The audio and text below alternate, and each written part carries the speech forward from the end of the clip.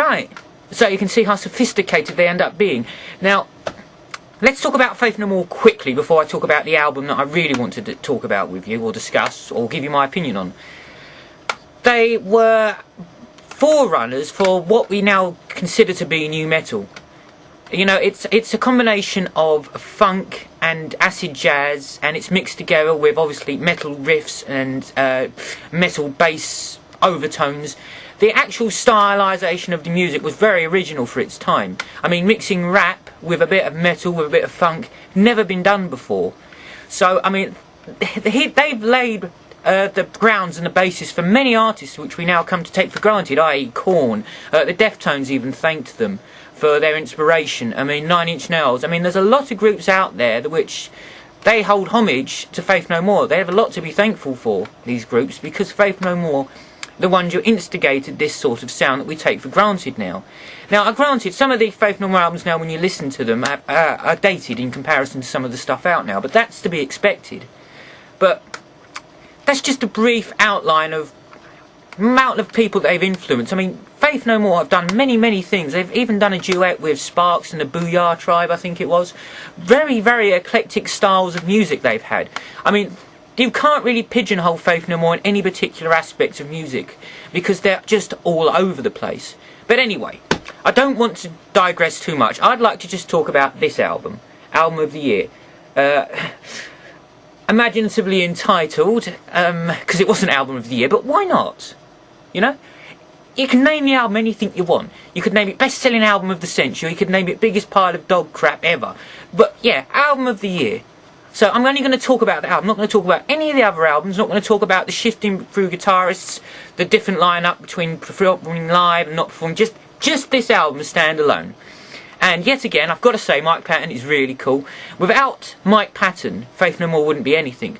But unfortunately, with Mike Patton, he's brilliant. He's like the Frank Welker of musicians. He could do anything with his voice. I mean, the guy is a genius, but unfortunately, when he's not with Faith No More, he tends to just make noises. You've heard Fantomas, Mr. Bungle. I don't get it at all. Tomahawk, great first two albums. Last one, just noises. But it's not to say that there's not some genius behind it. I know he's got something in mind. When he was interviewed, he said, I want my voice to be like an instrument. So fine, I mean, the guy's brilliant, it's Mike Patton, he can do what he wants. He even does voiceovers for computer games. Damn, that's good, isn't it? Anyway, album of the year. I think, personally, it's my favourite album they did. Angel Dust was great. King for a Day, Fool for a Lifetime, bit eclectic. The Real Thing instigated Mike Patton into Faith No More. An album of the year, I think, just put everything together and it rounded it out nicely. It's only a 12-track album. Why am I looking at it? I've heard it a million times. It's about 47, 48 minutes long, so it's not very long. I mean, compared to stuff like Megadeth or Metallica, it's a relatively short EP. But in terms of what it delivers, it's astronomical. The album's brilliant. Unlike a lot of their other albums, as I said, it's not eclectic. There's some sort of theme and stylisation of sound running through the whole album. I mean, there's some obviously some relative. I used the word ballad very carefully because they don't really do. Well, they do ballads, but the Faith No More way, which is a little bit different from the average way. Mike Patton can get quite aggressive in a ballad. I know it sounds like a contradiction in terms, but hey. Alright, the first song on the album is Collision. Now, it's got a great metal riff to this song, and it sets the album off nicely. Now, when you listen to Faith No More, I must say that don't put too much stock in the lyrics. None of them make any sense, and I don't think they're meant to. They're words that he speaks. He's not trying to build into things with lyrics. Not like Metallica, they're trying to get a point, and Megadeth, and other varying artists who are trying to make a point in their music. I don't think that's what Mike Patton's aiming for. He is aiming to get across a sound, and using words that are English is fine, but they don't essentially mean a great deal, I don't think. That's my interpretation. I could be wrong, alright? So bear with me, this is how I see it. Anyway, Collision. Great start off for an album. And then we got Strip Search. Now, this is kind of a good song as well. The video with that as well, which they released, it was Ashes to Ashes, Strip Search, and Last Cup of Sorrow were the singles they released off the album. And this is brilliant. It starts off with sort of like a techno beat, and the song keeps progressing. It comes up to a crescendo, and then we get the metal riffs in.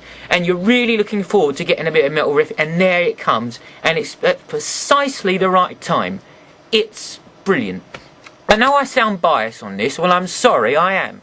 I think what they done when they were a group was absolutely brilliant. Unfortunately, with groups like this, who really despise each other, the life expectancy of them, unfortunately, is very short. And they've got very big egos, all of them. And it was like an explosion. It's like atoms hitting each other all the time. I mean, this is what made the music. This is what gave them the edge over a lot of musicians and gave them the different angle. But unfortunately, as I said, the life expectancy is not going to be long. Anyway, I keep going off track. I could talk about Faith No More for hours and bore everybody. Kind of feel like doing that today, but I'm going to be nice, alright? Last Cup of Sorrow, excellent. That's a rip-off now, the video is, of a very old film called Vertigo. Now, it had starred James Stewart. As you can see, I might just show a quick video of it. I think I will actually, because I haven't actually done this video. And I think I'll put it in along with Ashes to Ashes, which I showed you earlier to show you what they ended up being. It's an old Hitchcock film, and they portray it excellently. Now, Helpless. Is it Helpless? I always think it's Helpless. It is Helpless. Why do I think Hapless? That's me. And that song is great too. It starts so slow. It's got some sort of an acoustic sound, and then it builds up again, and it ends up with an aggressive bit of voice. It's a lovely progression of music. Yet again, brilliant. Now, Mouth to Mouth, brilliant. It's got a superb riff. It sounds like something System of the Down would do, but then I say would do. They probably copied Faith No More for it, so Faith No More, yet again, we thank you. Well, I do anyway. Ashes to Ashes, my favourite. I think that's the first single released to the album. Brilliant. I can actually play that one as well. I may force it on you sometime, but not today. I'm here to talk about this album. I'm going to have to talk about them all, actually. She Loves Me Not. It's not the sort of song you think it's going to be. So, yes, I mean, I could do this all day. Got that feeling. Paths of Glory is brilliant. Now, that's a nice metal riff sounding song. And yet again, it builds up to a crescendo. It sort of like just before the end, then pans back down again, and then mellows itself off, which is excellent. We got Homesick Home and Pristina. Now, they're very similar in my opinion to each other, those two songs, but that's not a negative comment. That's just an observation, and that doesn't necessarily make it bad that they're similar. As I said, unlike a lot of their albums, it follows a trend and a path, and it's got a specific sound for this album. I think you could play any song out of this album, and you'd recognise it as something that's from Album of the Year, because it has that specific sound, where the others are so up and down. As I said, eclectic. King for a Day is possibly the most eclectic one out of the lot. But this is one brilliant album. Now, can't stress enough, if you haven't heard them, give them a try, and if you have heard them and you haven't got this album, get this album. It's brilliant. It's Mike Patton, so what more can I say? Anyway, I had to talk about this album, so now I have, and you can all moan about it, but I've done what I wanted to do, and I'm happy with that.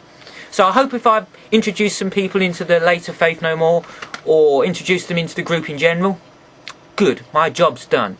So, that's me, that's Starscream, signing off saying take care and bye Faith No More.